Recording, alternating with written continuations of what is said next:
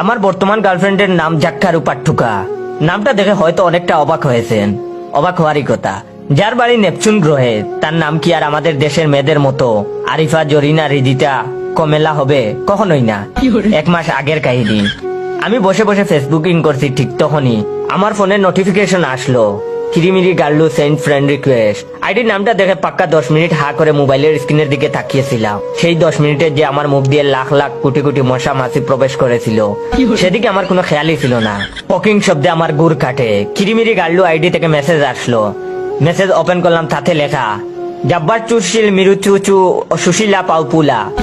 Message পড়ে দাঁত ভেঙে যাওয়ার মতো উপক্রম। মনে মনে বললাম, এটা আবার ভূতের ফেসবুক আইডি না তো?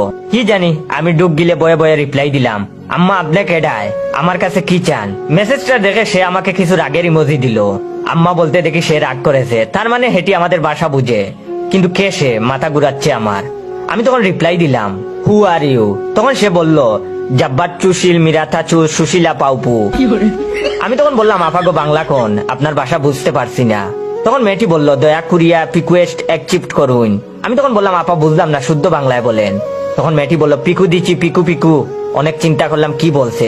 অবশেষে বুঝলাম তার রিকোয়েস্ট দয়া করে অ্যাকসেপ্ট করতে বলে। রিকোয়েস্ট অ্যাকসেপ্ট করলাম।